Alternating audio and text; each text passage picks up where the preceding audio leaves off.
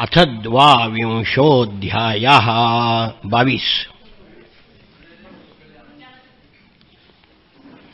मैत्रेय उवाच एवमाविष्कृताशेष गुणकर्मोदयो मुनिं सव्रीडैव तं सम्राट् उपारतम् उवाचः.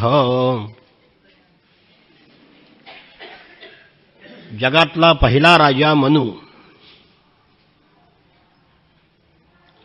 हा स्वयंभू म्हणून ओळखला जातो. 14 मनू आहेत. सध्या 7वा मनू चालू आहे. त्याचं नाव आहे वैवस्वत मनू. तर मैत्रेय म्हणाले, हा मनुराजा आपली पत्नी शतरूपा आणि मुलगी देवहूती यांना घेऊन कर्दमाच्या आश्रमामध्ये आला. कर्दमानी मनूच्या संपूर्ण गुणाचं वर्णन केलं.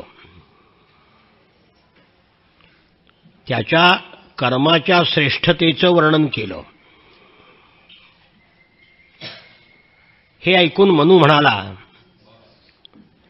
मनुरुवाच ब्रह्मासजत् स्वमुखतो युष्मानात्मपरीप्सया छंदोमयस्तपो विद्या योगयुक्तानलंपटान्. कर्दम ऋषीला मनू म्हणाला, वेदमूर्ती भगवंतानी ब्राह्मणांना मुखापासून निर्माण केलं. कोणत्या ब्राह्मणांना? तप, विद्या, योगसंपन्न, विषयामध्ये अनासक्त तो खरा ब्राह्मण. दारू पितो, मांसाहार करतो, दुराचार करतो तो ब्राह्मण नव्हे. हे ब्राह्मणाच्या श्रेष्ठत्वाचं वर्णन अशा ब्राह्मणांचं आहे. केवळ जातीनं ब्राह्मण आहे म्हणून नव्हे. हजारो चरण असलेल्या विराट पुरुषांनी रक्षण करण्याकरता क्षत्रियांना निर्माण केलं. नंतर मांड्यापासून, उरूपासून वैश्य निर्माण झाले आणि पायापासून शूद्र निर्माण झाले.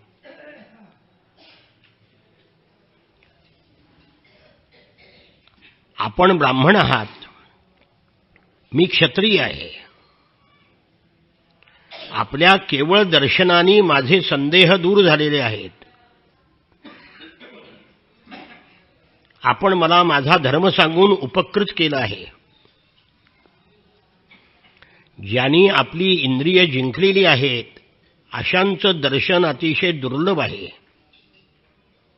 आणि आपल्यासारख्या ऋषीचं मला दर्शन झालं हे माझं भाग्य आहे. मी आपल्या चरणाची पवित्र धूळ माझ्या मस्तकी ठेवू इच्छितो. माझा भाग्योदय झाला म्हणून ऋषीवर्य आपण मला राजधर्माचा उपदेश करून माझ्यावर कृपा केली. आपली पवित्र वाणी मला ऐकायला मिळाली. हे मुनिवर, कन्येच्या स्नेहामुळे माझं चित्त चिंताग्रस्त झालं आहे. म्हणून माझी विनंती ऐकावी. राजा जरी झाला तरी मुलीच्या लग्नाची काळजी सर्वांना असतेच. ज्या आईबापाला मुलीच्या लग्नाची काळजी नाही ते आईबापच नव्हेत. प्रियव्रत आणि उत्तानपादाची बहीण असलेली माझी धाकटी कन्या वय, शील, गुण यांनी संपन्न असा पती मिळावा म्हणून इच्छा करते आहे. तेव्हा वर बघताना त्याचं वय, त्याचं शील म्हणजे चारित्र्य आणि अंगातले गुण बघावेत. बाकी काहीही बघू नये. माझ्या कन्येनं नारदाच्या मुखातून आपल्या गुणांचं वर्णन ऐकलं आहे. आपलं शील, विद्या, रूप, वय आणि नारदापासून ते ऐकल्यामुळं आपल्याला पती म्हणून तिने वरण्याचा निश्चय केला आहे. तेव्हा हे द्विजवर, मोठ्या श्रद्धेनं ही कन्या आपल्याला मी अर्पण करीत आहे. आपण हिचा स्वीकार करावा. गृहस्थाश्रमाला उचित असलेली सर्व कर्म करण्यामध्ये ही तत्पर आहे. राजकन्या असून गृहस्थाश्रमातली सगळी कर्तव्ये तिला येतात. जो भोग स्वतःहून प्राप्त होईल त्याची अवहेलना करणं विरक्त पुरुषाला सुद्धा योग्य नाही. विरक्त पुरुषांनी सुद्धा आपणहून जे आलेलं आहे समोर त्याचा स्वीकार करावा, न मागता. तेव्हा जो पुरुष प्राप्त झालेल्या भोगाचा आदर करीत नाही, एखाद्या कंजूस माणसाप्रमाणे हात पसरतो, त्याचं यश नाहीच होत. म्हणजे चालून आलेल्या मुलीचा जो अव्हेर करतो आणि मग मुलगी द्या म्हणून सगळीकडे हिंडत बसतो, तो निषेधार्ह आहे. म्हणून जी चालून आलेली चांगली गोष्ट आहे त्याचा स्वीकार करावा, त्याचा अनादर करू नये, अव्हेर करू नये. त्या कर्दम मुनी म्हणाले, ऋषिरवाच बाढमुद्वोढुकामोहम अप्रत्तातवात्मया आवयोर अनुरूपोसा वाद्यो वैवाहिको विधी. कर्दम ऋषीला विनंती केली की माझ्या कन्येचा स्वीकार करा. कर्दम मुनी म्हणाले, ठीक आहे, माझीही विवाह करण्याची इच्छा आहे. आपल्या कन्येचा अजून कुठे कोणाशी वांगनिश्चय झालेला नाही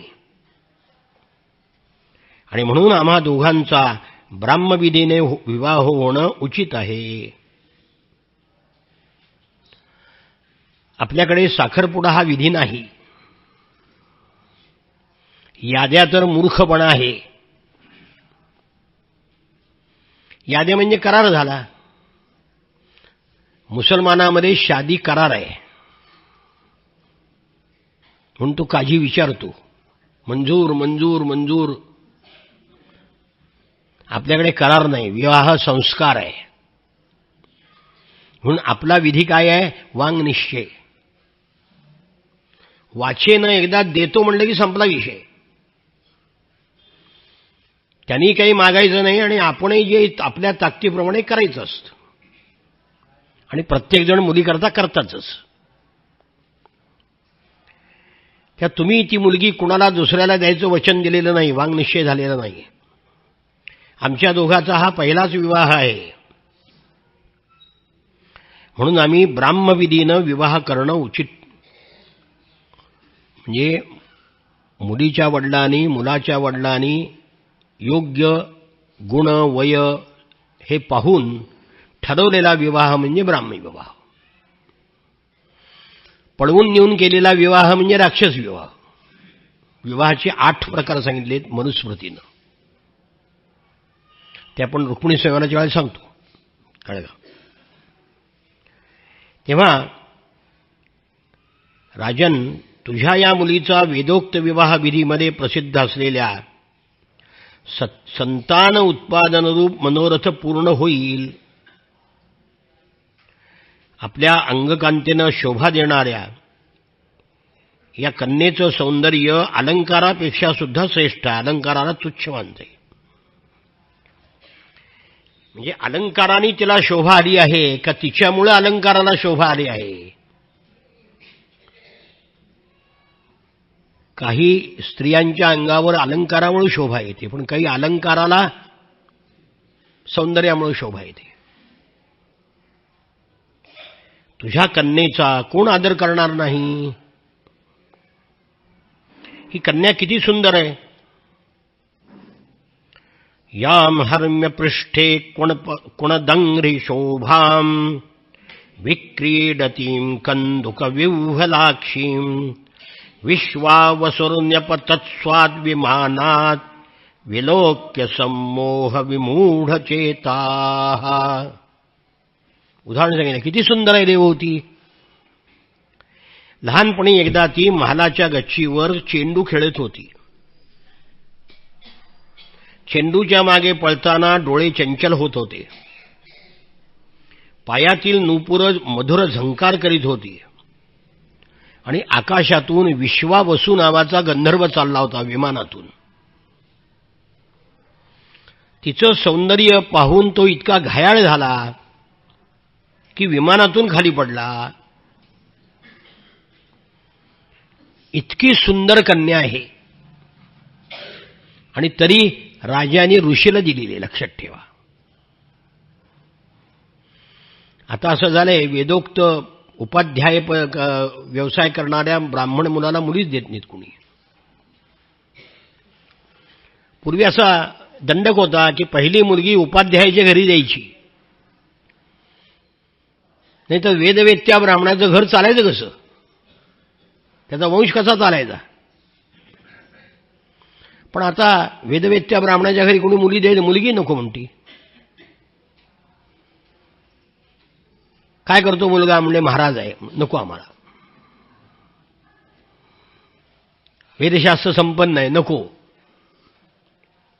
पण ही राजकन्या आहे, सुंदर आहे, तरी ऋषीबरोबर लग्न केले, लक्षात ठेवा. तीच यावेळी इथे माझ्याबरोबर स्वतः आलेली आहे आणि आपल्याला विनंती करते आहे. ही स्वयंभू मनुची कन्या आहे, उत्तानपादाची प्रियव्रताची बहीण आहे. ही कशी आहे, सुंदर स्त्रियामध्ये सुद्धा ही रत्न आहे. हिचं दर्शन सुद्धा दुर्लभ आहे, अशी ही कन्या आहे. हिचा कोण स्वीकार करणार नाही, कर्दम ऋषी म्हणतायत. म्हणून मी आपल्या साध्वी कन्येचा अवश्य स्वीकार करीन, पण माझी राजा एक अट आहे. ती अशी की हिला संतान होई तोपर्यंतच मी गृहस्थाश्रमामध्ये राहीन, त्यानंतर मी संन्यास घेईन. ज्याच्यापासून हे जग निर्माण झालं, ज्याच्यामध्ये ते लीन होतं, ज्याच्या आश्रयाने राहतं, अशा भगवंताची मी उपासना करेन. माझी अट आहे, मुलगा होई तोपर्यंत थांबेन संसारामध्ये, नंतर मी संन्यास घेईन. मैत्रेय म्हणाले, विदुरा, कर्दम मुनी एवढंच बोलले आणि हृदयामध्ये भगवंताचं ध्यान करू लागले. त्यांचं मंद हास्ययुक्त मुखकमल पाहून देवहूती सुद्धा त्यांच्यावर लुब्ध झाली. मग मनुनी, महाराणी शतरूपा आणि राजकुमारीची अनुमती घेऊन आपली गुणवती कन्या कर्दम ऋषीला आनंदाने प्रदान केली, कन्यादान केलं. महाराणी शतरूपा विवाहाच्या तयारीनेच आली होती. तिने मोठ्या प्रेमाने बहुमूल वस्त्र, अलंकार आणि गृहस्थाश्रमाला उपयोगी असलं सगळं साहित्य दिलं. कारण त्या ऋषीच्या आश्रमामध्ये काय असणार आहे, भांडी कुंडी सगळं आणलं होतं तिनं. अशा प्रकारे सुयोग्य वराला कन्या देऊन मनु निश्चिंत झाले. विवाहविधी आश्रमातच पार पडला. राजा असून आश्रमामध्ये साध्या पद्धतीनं विवाह केला. त्या विवाह साध्या पद्धतीनं करावेत, पण कोणी ऐकणार नाही. माझ्या घरची सुद्धा ऐकणार नाहीत, तर तुमच्या घरचे कुठले आलेत. साध्या पद्धतीने गेली माणसं म्हणाले, तुम्हाला काय धाड झाली, करा की पैसे खर्च. त्याच्याऐवजी ते पैसे मुलीला द्यावे, तिच्या संसाराला उपयोगी पडतील. आणि मग तिचा निरोप घेऊन मनु आणि शतरूपा निघाले.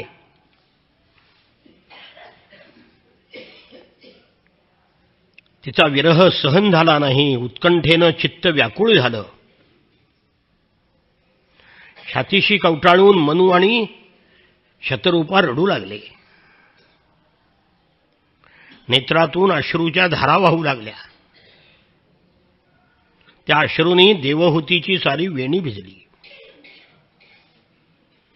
कर्दमाचा निरोप घेऊन रथावर बसून तो आपल्या राजधानीला परत गेला. इकडे मनुराजा परत येतो आहे हे कळल्यावर ब्रह्मावर्तातील सगळी प्रजा आनंदित होऊन मनुचं स्वागत करण्याकरता समोर आली. त्यावेळी आपल्या देशाचं नाव ब्रह्मावर्त होतं. ते भरतामुळे भारत झालं आणि सिंधूमुळे हिंदू आणि हिंदुस्थान झालं. सिंधुस्थानपासून हिंदुस्थान झालं. राजधानीची नगरी होती बर्हिष्मती. बर्हिषद म्हणजे ज्याला आपण दर्भ म्हणतो त्याला बर्हिषद म्हणतात. पृथ्वी जेव्हा रसातळातून वराह भगवंतांनी वर आणली त्या वराह भगवंताच्या अंगावरचे केस इथे पडले होते आणि त्यातून दर्भ उगवले. बर्हिषद म्हणजे दर्भ म्हणून त्याला बर्हिष्मती असं नाव आहे. मुनींनी यज्ञात विघ्न उत्पन्न करणाऱ्या दैत्यांचा पराभव केला. ते जे दर्भ होते त्याचे लव्हाळे झाले आणि ते लोखंडासारखे झाले.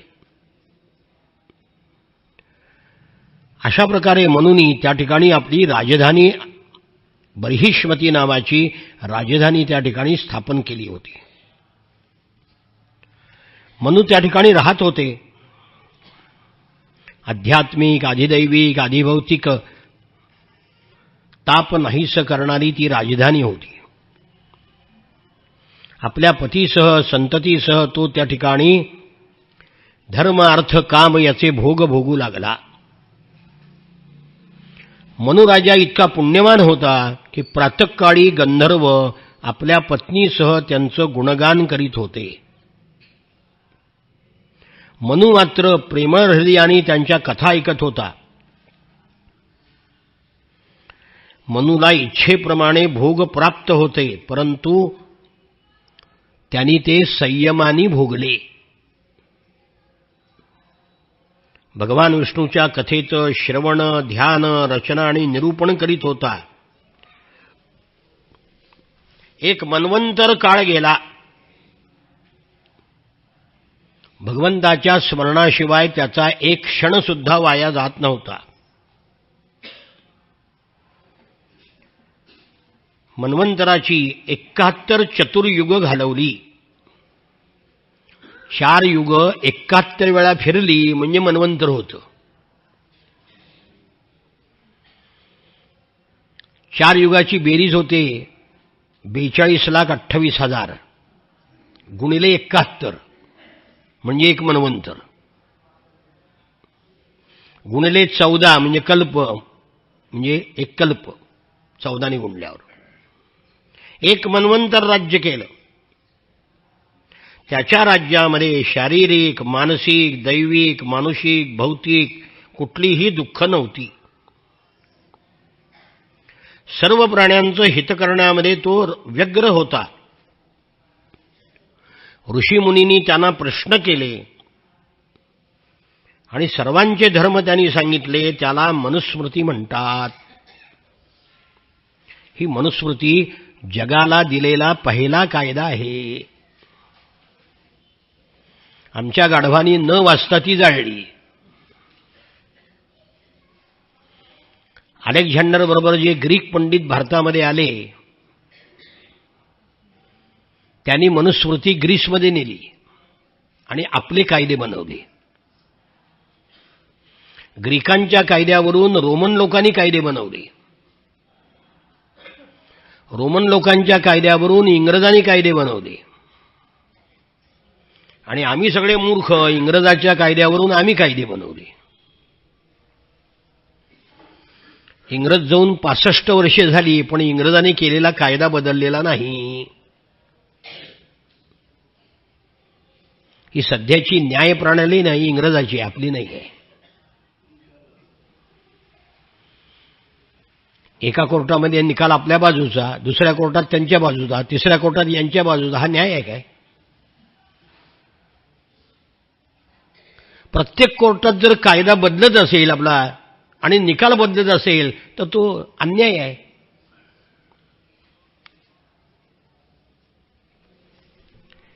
त्या काळी आपल्याकडे गावातले खटले गावातच पंचायतीसमोर संपत होते.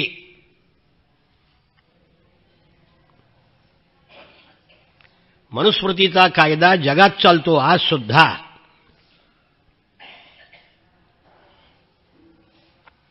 बँकॉकला मनूचा पुतळा आहे चौकात. आमच्याकडे उभा केला तर ही मूर्ख फोडून टाकतील, कारण बेअक्कल लोकांचं राज्य आहे सध्या. आणि अशा माणसाच्या ताब्यात देऊळ गेले, काय व्हायचं त्या मंदिराचं? त्या पुतळ्याच्या खाली लिहिलंय, the law giver of Mankind, मानव जातीला कायदा देणारा.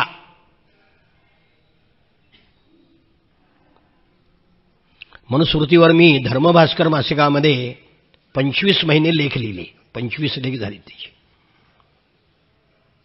आमच्या आप्पांनी म्हणजे अनंतरावजी आठवल्यांनी 1150 पानाचं पुस्तक लिहिले, ग्रंथ मनुस्मृतीवर. वाचतो कोण? आपलाय ती वाचायचं नाही. रागाच्या भरात आंबेडकरांनी जाळली हा भाग सोडून द्या, पण आंबेडकर विद्वान आणि शहाणे होते. आजच्या पुढाऱ्यासारखे मूर्ख नव्हती ती, प्रकांड पंडित होते ती. त्यांनी हिंदू कोड बिल जेव्हा तयार केलं तेव्हा मनुस्मृतीवर सगळ्या स्मृती 71 स्मृती आहेत. स्मृती म्हणजे कायदा. आपल्याकडे 71 स्मृती येतात. त्यांनी एका आर्य समाजी विद्वानाकडून त्याच्यावर लेख लिहून घेतले. त्या काळच्या अर्जुन साप्ताहिकामध्ये ही लेखमाला एका आर्य समाजी पंडितांनी लिहिली आणि त्याच्याबद्दल आंबेडकरांनी त्यांना त्या काळामध्ये 1948 म्हणजे 80 रुपये सोनं होतं, त्या काळात 5000 रुपये मानधन दिलं आंबेडकरांनी त्यांना. आणि हिंदू कोड बिल हे मनुस्मृती, याज्ञवल्क्य स्मृती, पराशर स्मृती याच्यावर आधारित बनवलं. पण ते हिंदू कोड बिल काँग्रेसने पास होऊ दिलं नाही लोकसभेत. कोणाला माहिती आहे? आंबेडकर की जय म्हणणाऱ्या दारू पिणाऱ्या गाढवांना माहिती आहे का आंबेडकरांनी काय लिहिलंय ते?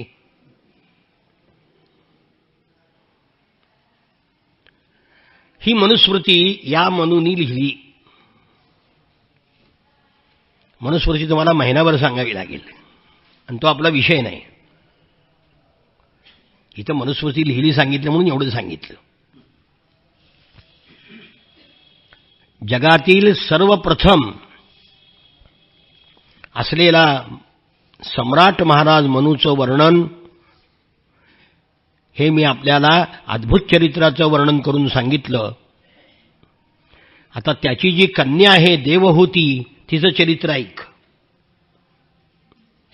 मैत्रेय उवाच पितृभ्यां प्रस्थिते साध्वी पतिमिंगितकोविदा नित्यं पर्यचरत् प्रीत्या भवानीव भवं प्रभुं. मैत्रेय ऋषी म्हणाले, आई वडील निघून गेल्यानंतर पतिमिंगित कोविदा, पतीचं जे इंगित आहे म्हणजे मनामध्ये काय आहे ते जाणण्यामध्ये कोवित म्हणजे तज्ज्ञ असलेली, पतीचं मनोगत ओळखण्यामध्ये कुशल असलेली देवहूती. पार्वतीने शंकराची सेवा करावी तशी कर्दमाची दररोज सेवा करू लागली. तिने काम, दंभ, द्वेष, लोभ, पाप, मद याचा त्याग केला होता. पतीच्या सेवेमध्ये ती तत्पर होती. विश्वास, पवित्रता, गौरव, संयम, शुश्रूषा, प्रेम, मधुर भाषण इत्यादी गुणांनी पतीला तिने संतुष्ट केलं. देवहूतीचे पती कर्दम ऋषी दैवापेक्षा श्रेष्ठ होते. पुष्कळ काळ सेवा करण्यामध्ये गेला. अनेक व्रत केली आणि त्या व्रतांनी दुर्बल झाली. तिला पाहून देवर्षी कर्दमांना कळवळ आला. पुष्कळ वर्ष गेली. हे तपश्चर्येमध्ये निमग्न, ही पतीच्या सेवेमध्ये निमग्न. आलं. कर्दमोवाच तुष्टोऽहमद्यत्तव मानविमानदायाः शुश्रूषया परमया परया च भक्त्या यो देहिनामयमतीव सुहृत्स्वदेहो नावेक्षितः समुचितः क्षपितुं मदर्थे. हे मनुपुत्री देवहूती, तू माझा मोठा आदर केला आहेस. माझी भक्ती, माझी सेवा केली आहेस, त्यामुळे मी संतुष्ट झालो आहे. प्राणिमात्रांना आपला देह सर्वात प्रिय असतो. माझ्यासाठी तो देह तू झिजवलास, क्षीण झालीस. तू आपल्या धर्माचं पालन करत राहिल्यामुळं मी तपश्चर्या करू शकलो. भगवंताच्या विभूती मला प्राप्त झाल्या आणि मला जे प्राप्त झालं आहे त्याच्यावर तुझाही अधिकार आहे. म्हणून मी तुला दिव्य दृष्टी देतो. त्या दृष्टीनं सगळ्या विभूती पहा. इतर जे भोग आहेत ते त्याच्यासमोर काहीच नाहीस. तू माझ्या सेवेने कृतार्थ झाली आहेस. पतिव्रता धर्माचं पालन केल्याने तुला दिव्य भोग प्राप्त झाले आहेत. हे राजे लोकांना सुद्धा प्राप्त होणार नाहीत असे भोग मी तुला देतो. कर्दमाचं बोलणं ऐकून आपले पतिदेव संपूर्ण योगमाया आणि विद्यामध्ये निष्णात आहे हे ते जाणून तिची चिंता नष्ट झाली. मुखकमलावर आनंद झळकला. अत्यंत नम्रतेनं, प्रेमाने ती आपल्या पतीला म्हणाली. देवहूतिरुवाच राद्धंब तद्विजवृषैर्तदमोघयोग मायाधिपे त्वयि विभो तदवैमि भर्तः यातेभ्यधायि समयः सकृदंगसंगो भूयाद्गरीयसि गुणः प्रसवस्सतीनाम. अशी संहिता वाचायची असती. नम नम नम नम नम नम नम चालत नाही. ती संहिता वाचते, ती भागवत वाचन त्यालाच कळते, बाकी कोणाला कळतच नाही.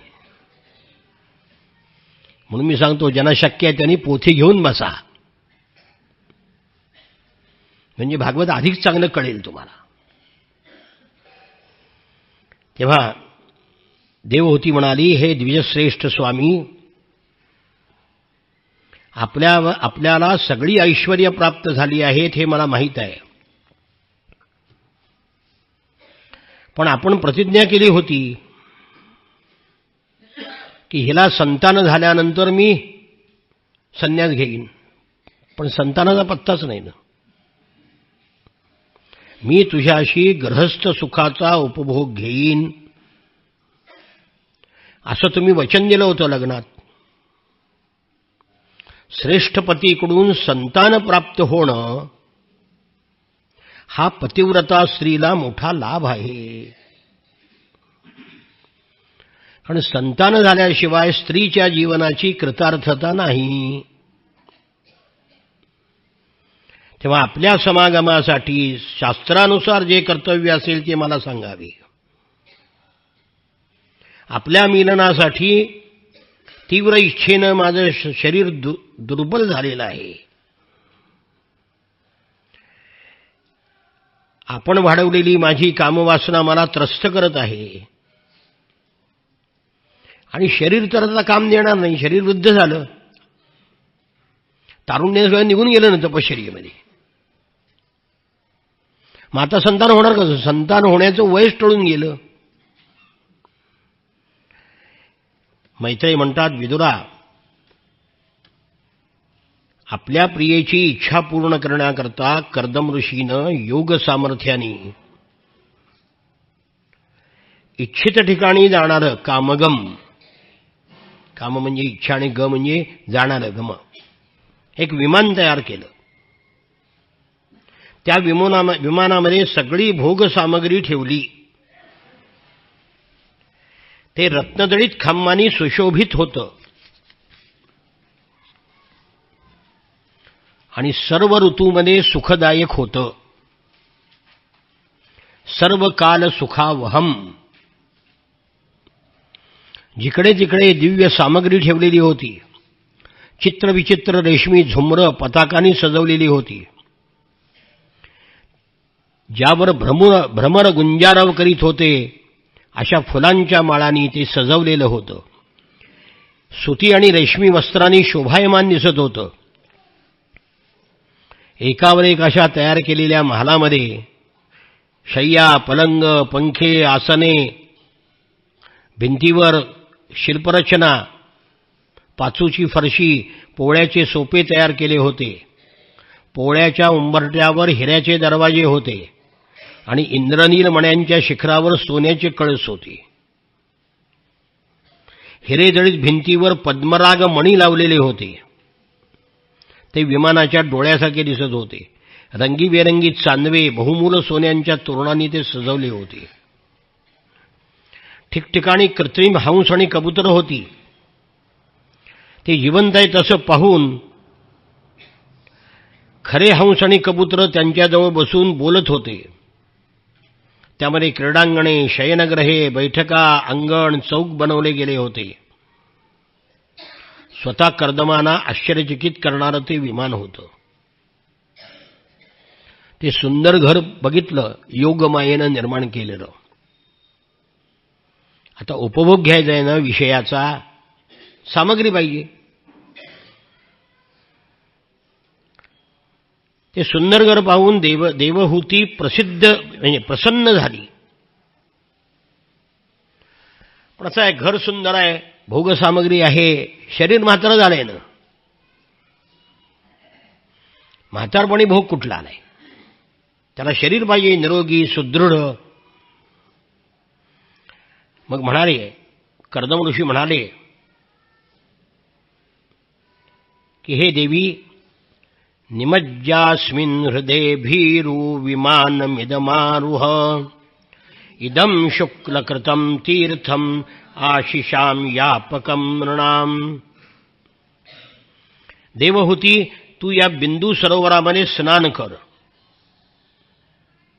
आणि मग या विमानावर आरोहण कर. हे भगवान विष्णूंनी रचलेलं विमान आहे, सर्व कामना पुरवणारं आहे. आपल्या पतीची आज्ञा घेऊन सरस्वती नदीच्या पवित्र जलामध्ये देवहूतीने प्रवेश केला. त्यावेळी तिची साडी मलिन होती, केसाच्या जटा झालेल्या होत्या, शरीर मलिन होतं, निस्तेज झालं होतं. आणि सरोवरात बुडी मारल्यानंतर तिला एक मोठा महाल दिसला. त्यामध्ये तिने 1000 कन्या पाहिल्या. त्या किशोरवयीन होत्या, म्हणजे 12 ते 16. त्यांच्या शरीरामधून कमलपुष्पासारखा सुगंध येत होता. देवहूतीला पाहता सगळ्या स्त्रिया ताबडतोब उठून उभ्या राहिल्या. हात जोडून म्हणाल्या, आम्ही तुमच्या दासी आहोत, आज्ञा करा, काय सेवा करू आम्ही. तेव्हा त्या स्त्रियांनी तिचा सन्मान करण्याकरता तिला बहुमूल्य उटणं, सुगंधित द्रव्यांनी मिश्रित अशा पाण्याने स्नान घातलं. 2 नवीन वस्त्र, निर्मल रेशमी वस्त्र परिधान करण्याकरता दिली. एक नेसण्याकरता आणि एक पांघरण्याकरता. नंतर मौल्यवान सुंदर तेजस्वी अलंकार दिले, सर्व गुणसंपन्न भोजन दिलं, पिण्यासाठी अमृतासारखं पेय दिलं. आणि इतका सगळा साजशृंगार झाल्यावर देवहूतीनं आरशात पाहिलं. तिला दिसलं की तिने फुलाचा हार घातलेला आहे, स्वच्छ वस्त्र परिधान केलेली आहे, शरीर आपलं निर्मळ तरुण झालेलं आहे, कांतिमान झालेलं आहे. आणि त्या कन्यानी तिचा आदराने शृंगार केला होता. अंगावर सर्व प्रकारचे दागिने होते, गळ्यामध्ये हार, हातामध्ये काकणं, पायामध्ये झंकारणारे सोन्याचे पैंजण, कमरेला रत्नझडीत सोन्याचा कमरपट्टा, गळ्यामध्ये बहुमूल्य रत्नहार, अंगाला मंगलद्रव्य लावलेली, केशर कस्तुरी. तिचं मुख सुंदर, दंतपंक्ती मनोहर, भिवया कोरीव, कमळाच्या कळीशी स्पर्धा करणारे नेत्र आणि काळेभोर सुंदर केस. इतकी सुंदर झाली, तरुण झाली, उपभोग घेण्याला योग्य झाली. देवहूतीनं आपलं अप्रतिम सौंदर्य पाहिलं आणि पतिदेवाचं स्मरण केलं. पाहिलं की आपण पतिदेवाच्या शेजारीच उभे आहोत, हजारो स्त्रिया सेवा करण्याकरता आहेत. आपल्या पतिदेवाचं योग सामर्थ्य पाहून तिला आश्चर्य वाटलं. मैत्रेय म्हणतात, हे विदुरा, कर्दमानी जेव्हा पाहिलं की स्नान केल्याने देवहूतीचं शरीर निर्मळ झालं आहे, पूर्वीसारखं सुंदर झालं आहे, हजारो अप्सरा तिची सेवा करतायत, उंची वस्त्र तिच्या शरीराला शोभून दिसतायत, तेव्हा तिला विमानामध्ये बसवलं. आणि मग उमललेल्या लाल कमळांनी शृंगार करून अत्यंत सुंदर बनलेलं ते विमान जणू आकाशामध्ये तारकांनी वेढलेला चंद्रच दिसावा इतकं सुंदर दिसत होतं. त्या विमानामध्ये बसून सर्व जगातली जी सुंदर स्थानं आहेत तिथे जाऊन क्रीडा केली. कुबेराप्रमाणे मेरू पर्वताच्या दऱ्यातून विहार केला. 8 लोकपालांच्या ज्या विहारभूमी आहे तिथे जाऊन क्रीडा केली. स्वर्गातून मंगलध्वनी नेहमी ऐकू येत असतो अशा ठिकाणी गंगा नदीच्या काठावर विहार केला. दासींचा समुदाय, सिद्धगण त्यांना वंदन करीत होते, सेवा करीत होते. अनेक उद्यानामधून त्यांनी विहार केला. कोणकोणत्या उद्यानातून? वैश्रंभक, सुरसन, नंदन, पुष्पभद्र, चैत्ररथ, मानस सरोवरामध्ये सुद्धा विहार केला. ते तेजस्वी आणि इच्छेनुसार चालणारं विमान होतं. वायुवेगाने सगळ्याकडे भ्रमण करीत होतं.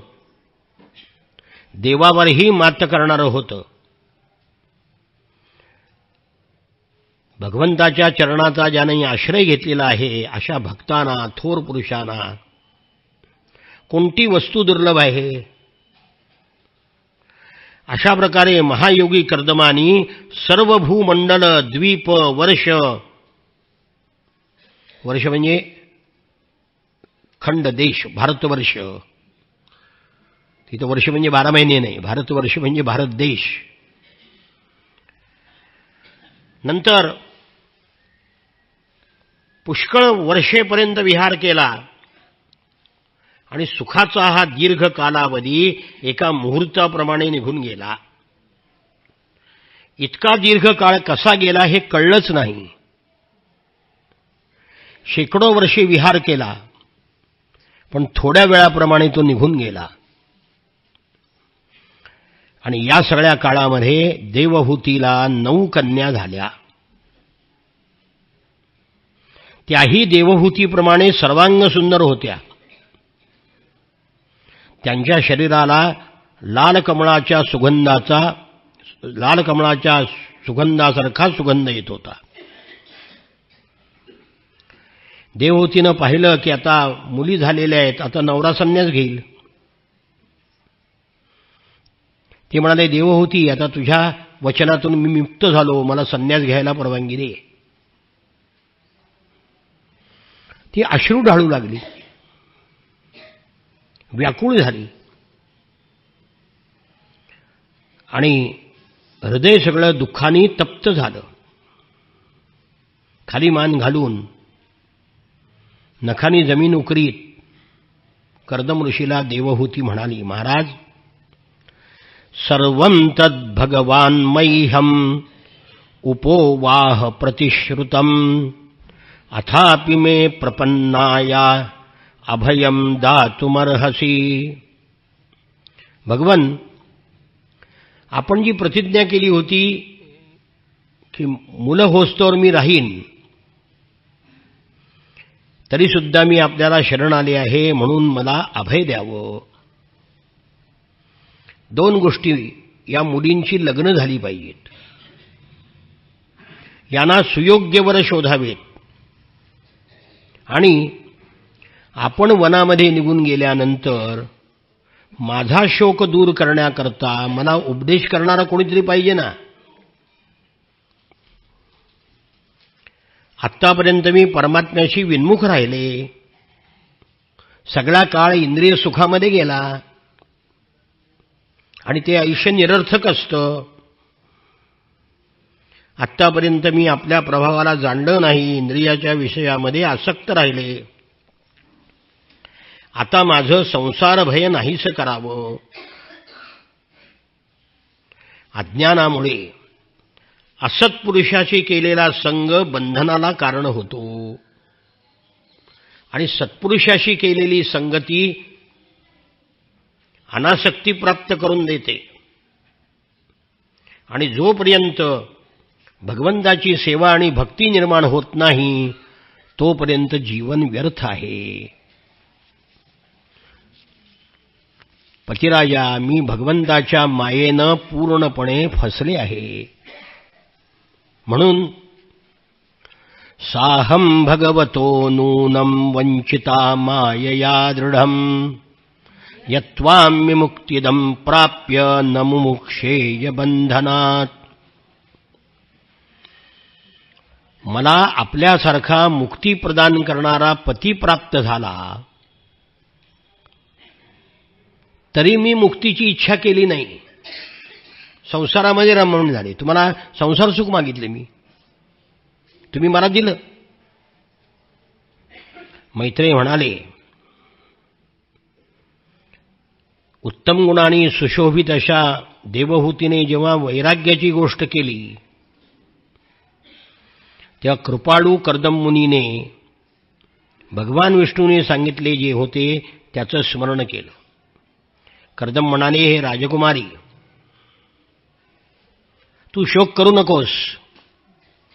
माखिदो राजपुत्रीत्थम आत्मानं प्रत्यनिंदिते भगवांस्ते क्षरो गर्भम अदूरात् संप्रपत्स्यसे. हे राजकुमारी, तू याविषयी मुळीच खेद करू नकोस. साक्षात अविनाशी भगवान विष्णू तुझ्या पोटी जन्माला येणार आहे. तू काय खेद करतेस? भगवंताचा अवतार तुझ्या पोटी होणार आहे. तू अनेक प्रकारच्या व्रतांचं पालन केलं आहेस, तुझं कल्याणच होणार आहे. तू संयम, नियम, तप, द्रव्यदान करीत भगवंताचं भजन कर. अशा प्रकारे तू जर आराधना केलीस तर प्रत्यक्ष भगवान तुझे पुत्र होतील, तुझ्या पोटी जन्म घेतील, तुला ब्रह्मज्ञानाचा उपदेश करतील आणि अहंकाराचा नाश करतील. मैत्रेय म्हणाले, कर्दम ऋषीविषयी आदर असल्याने देवहूतीने त्यांच्यावर पूर्ण विश्वास ठेवला आणि भगवान श्री पुरुषोत्तमाची आराधना करू लागली. तिला आनंद झाला की पुत्र जन्माला येणार आहे. म्हणून स्त्रियांना देव प्रसन्न झाला आणि वर माग म्हणाला. तर चांगला पती मागण्याच्या ऐवजी चांगला पुत्र मागा. आईचं कल्याण पुत्रच करतो. आता एखादा कुपुत्र जन्माला येतो सोडून द्या, पण बहुसंख्य माणसं मातृभक्त असतात. वडील आणि आई यमाने जर विचारलं दोघांपैकी कोणाला नेऊ, तर सांग वडिलाला घेऊन जा, आईला जिवंत ठेव. माझे वडील लहानपणी गेले, बिघडलं नाही, आईने केलं सगळं. पण ज्यांची आई गेली त्यांचे संसार उद्ध्वस्त झाले. त्या मुलांना वळण लावायला, घरात खायला घालायला कोण नव्हतं. ती मुलं वाईट झाली सगळी, घरात आई नसल्यामुळं. आता देवहूतीला प्रत्यक्ष भगवान तुझ्या पोटी जन्माला येणार आहे हा वर दिल्यामुळे ती अत्यंत आनंदित झाली, आराधना करू लागली. पुष्कळ काळ गेल्यानंतर लाकडातून जसा अग्नी प्रकट व्हावा तसं देवहूतीच्या गर्भातून भगवान प्रगट झाले. त्यावेळी आकाशामध्ये ढग जलांचा वर्षाव करत होते. गडगडाट करून वाद्य वाजवू लागले, गंधर्व गाणे गाऊ लागले, अप्सरा आनंदित होऊन नाचू लागल्या. आकाशातील देवता दिव्य फुलांचा वर्षाव करू लागले. सर्व दिशांमध्ये आनंद पसरला. जलाशयातील पाणी निर्मळ झालं, सर्वांची मनं प्रसन्न झाली. आणि त्याच वेळी सरस्वती नदीने वेढलेल्या कर्दमाच्या आश्रमामध्ये मरीची वगैरे मुनी सहित ब्रह्मदेव आले. ब्रह्मदेवानी जाणलं की हा साक्षात परब्रह्म भगवान विष्णू सांख्यशास्त्राचा उपदेश करण्याकरता कर्दमाच्या पोटी जन्माला आले आहेत देवहूतीपासून. म्हणून भगवान जे कार्य करू इच्छित होते त्या कार्याचा विशुद्ध चित्ताने आदर करीत ते कर्दम ऋषीला म्हणाले. ब्रह्मोवाच त्वया मे पचितिस्तात कल्पिता निर्व्यलीकतः यन्मे संजगृहे वाक्यम भवान मानदमानयन्. हे प्रिय कर्दमा, माझ्या म्हणण्याला मान देऊन तू माझं म्हणणं मान्य केलंस, तीच तुझी माझी पूजा आहे. तेव्हा पुत्रांनी ठीक आहे म्हणून आदरपूर्वक पित्याच्या आज्ञेचा स्वीकार करणं हीच पित्याची सेवा आहे. वडिलांची आज्ञा पाळणं हाच पुत्राचा धर्म आहे. हे वत्सा, कर्दम ऋषी आणि पहिले 10 ऋषी हे मानसपुत्र आहेत, ब्रह्मदेवाचे पुत्र आहेत. आणि ब्रह्मदेवानी सांगितलं संतती निर्माण करा, म्हणून ब्रह्मदेवानी सांगितलं माझी आज्ञा पाळलीस.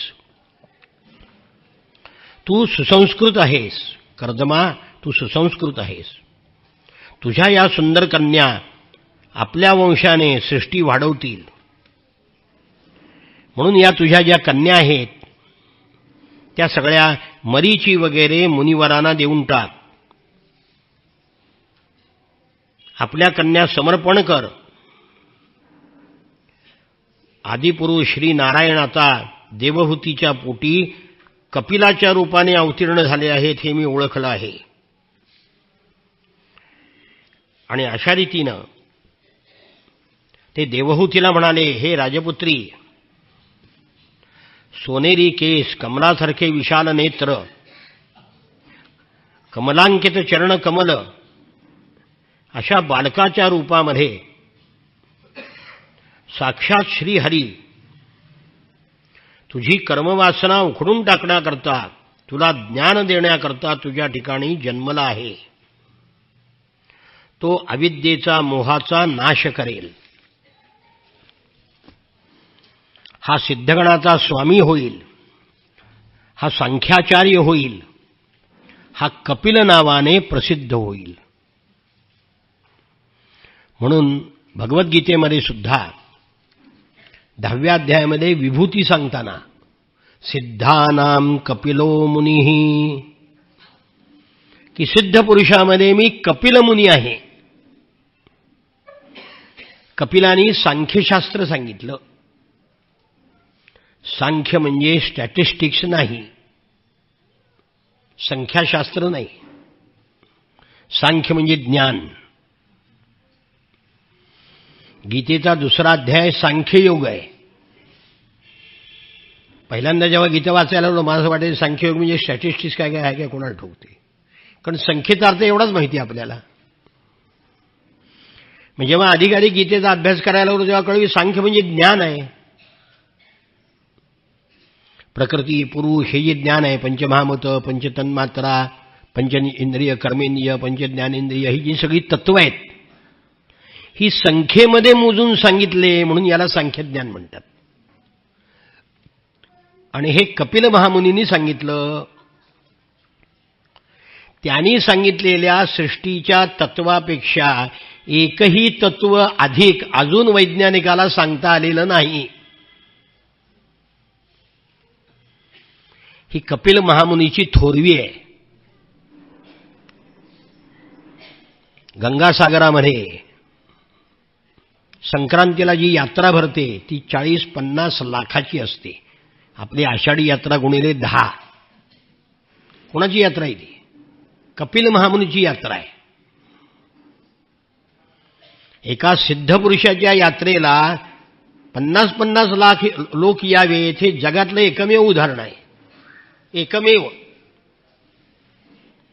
हे कशाला सांगतोय मी? कपिल महामुनीची योग्यता कळावी म्हणून सांगतोय. आम्हाला न्यूटन माहिती आहे, आईन्स्टाईन माहिती आहे, कपिल महामुनी माहित नाही, आर्यभट्ट माहित नाही, वराहमिहिर माहित नाही, सुश्रुत माहित नाही. आमच्यातले शास्त्रज्ञच माहित नाहीत आम्हाला. इंग्रजांनी जो शिक्षणाचा खेळखंडोबा करून ठेवलाय ना तो या आमच्या सत्ताधाऱ्यांनी गाढवाने अजून जास्त केलाय. त्यामुळे सुशिक्षित मूर्ख त्यातून पदवीधर होऊन बाहेर पडतात. त्यांना आपल्या संस्कृतीचं आपल्या देशाचं काहीही ज्ञान नसतं. त्यांना येशू कळतो, मोहम्मद कळतो, पण शंकराचार्य कळत नाहीत, कपिल महामुनी कळत नाहीत. कपिल महामुनी हे जगातले सर्वश्रेष्ठ शास्त्रज्ञ होऊन गेले की त्यांचं सांख्यशास्त्र अजूनही प्रमाण आहे. मैत्रेयी म्हणाले सृष्टी निर्माण करणारे ब्रह्मदेव कर्दमाणी देवहूतीला अशा प्रकारे आश्वासन देऊन नारद आणि सनकादिकांना बरोबर घेऊन ब्रह्मलोकाकडे निघून गेले. ब्रह्मदेव निघून गेल्यावर त्यांच्या आज्ञेप्रमाणे मरीची वगैरे 9 प्रजापती बरोबर कर्दमानी आपल्या मुलीचे विवाह लावून दिले. कोणकोणती मुलगी कोणाकोणाला दिली? कला नावाची कन्या मरीचीला दिली, अनसूया अत्रि ऋषीला दिली. ते नाव अनसूया आहे, अनुसया नाही. नावं सुद्धा नीट येत नाहीत माणसाला. अन असूया, जिच्यामध्ये असूया म्हणजे द्वेष मत्सर नाही, त्याला अनसूया म्हणतात. अन असूया. श्रद्धा नावाची कन्या अंगिराला, हविर्भू पुलस्त्याला, गती नावाची पुलहाला, क्रिया नावाची क्रतूला, ख्याती नावाची भृगूला, अरुंधती वशिष्ठाला, शांती नावाची कन्या अथर्व ऋषीला. अशा प्रकारे आपल्या कन्येचे विवाह केले. सर्व ऋषींचा, विवाहित कन्यांचा सत्कार केला. सगळेजण विवाह झाल्यावर कर्दमाचा निरोप घेऊन आपापल्या आश्रमाकडे गेले आणि मग एकांतामध्ये जाऊन त्यांनी कर्दम ऋषींनी कपिल मुनीला नमस्कार केला जन्माला आलेल्या आणि कपिलाची स्तुती केली की हे तू साक्षात देवाधिदेव आहेस, माझ्या घरी तू अवतार घेतला आहेस. या दुःखमय पापकर्मामुळे दुःखमय झालेल्या संसारामध्ये पीडा सहन करणाऱ्या लोकांवर उपकार करण्याकरता तू जन्म घेतला आहेस. आमच्यासारख्या विषयलोलूप संसारी माणसाच्या घरामध्ये आज आपण अवतीर्ण झाला आहात. भक्ताचा मान वाढवण्याकरता,